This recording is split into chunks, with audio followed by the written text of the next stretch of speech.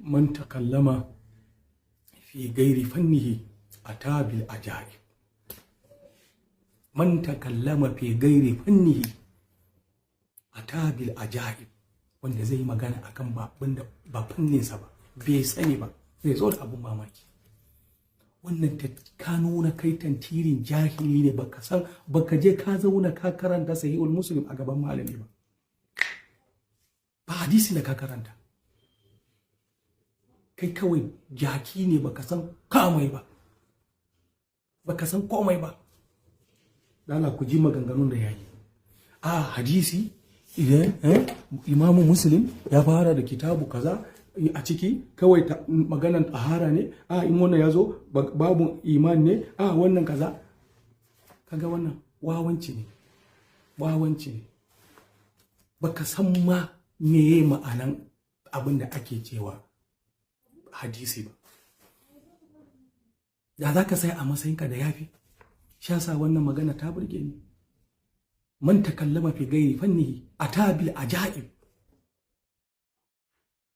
Atabil ajaib.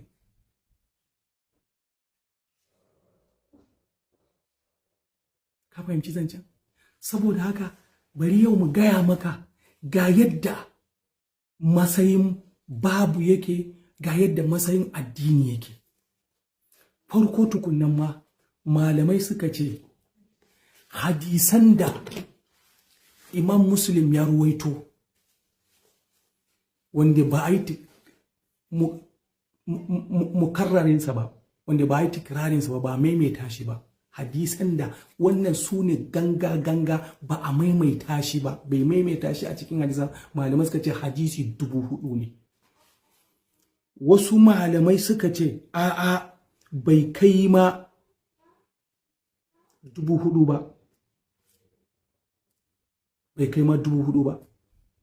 Al-ahadisul asaliya biduni tikirar, hadisai na asali wanda ba a maimaita shi ba, hawali ya kai kusan 333 hadisan. وهو ما يذكره محمد الفؤاد عبد الباقي في تحقيقه لصحيح المسلم. wannan bangare daya kenan, amma wasu malamai sun ce ya kai 4,000, wasu suka ce bai kai ma 4,000 ba. Hadisin da ba a maimaita shi ba hadisi ne 333.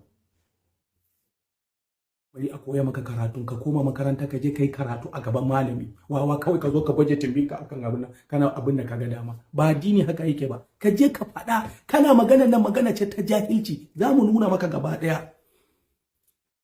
Hadisi kuma bil mukarrara wanda aka maimaita shi hawali wanda ya kai kuwa 7,385 hadisan. وتشمل متابعات والشواهد كما ذكر الشيخ المشهور حسن آل سلمان باعتماد على عد محمد الفؤاد عبد الباقي. wannan bangare daya kenan.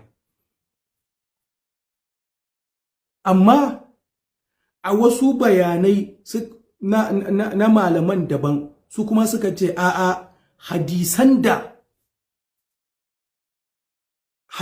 da فعدد الأحاديث صحيح المسلم 4,000 بغير مكررة. حديثاً دا إمام مسلم ya kawo a cikin sahihinsa wanda ba a maimaita shi ba 4,000 ne. Wa 8,000 wakila 12,000 bil mukarrara. Hadisan da aka faɗa aka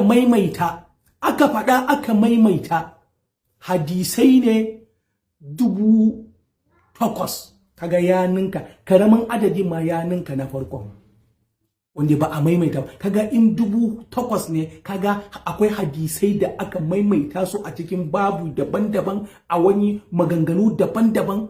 Hadisi kwaya daya ya fito a babun alwala, ko ya sake zuwa ya fito a babun sarki, ko ya fito a babun sallar juma'a, ya sake zuwa ya fito a sallar idi, ko ya fito ya salla wani sallah daban.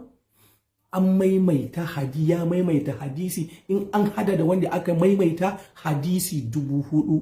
Wakila aka ce a'a isna ashara alfan bil mukarrara, wasu ka ce a'a hadisai 10012 ne hadda wanda aka maimaita da wanda ba a maimaita ba. Kaga dai na gaya maka cewa wanda aka ce wanda ba maimaita ba akwai sabani, aka ce wasu ka ce 4000 ne, wasu ka ce 333 ne ba. Kama fi tadribir rawi lil khabisi Suyudi rahimahullah ta'ala, kamar yadda ya zo Imam Suyudi ya kawo shi a cikin littafinsa tadribur rawi. To kaga kai jaki ne, hadisi kwaya daya idan ta zo ana iya maimaita shi a babu daban kuma akan magana guda ɗaya daban, saboda a cikin hadisi ana sintan magana kwaya ɗaya ya fito da magana daban, kuma a sake sintan wani magana a cikin wannan hadisi the same thing ta sake bada wata fikihu daban. Kaga baka san da haka ba, kai kawai inda aka ce hadisin nan ya zo a babul juma'a to kawai duk hadisan magana ce ta babul juma'a. Ba haka bane da kiki ko ma makaranta, kuma a cikin babun da ka ɗauko zan sake nuna maka abun ba haka bane. Amma bari mu gama da wannan, yawwa.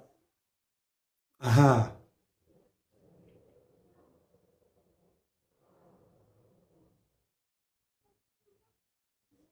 asbabu tikrarul ahadis, dalilan da zai sa a maimaita hadisi. Kaji dalilan da zai sa a maimaita hadisi a littafi ɗaya kuma a babu daban-daban kuma akan abubuwa daban-daban.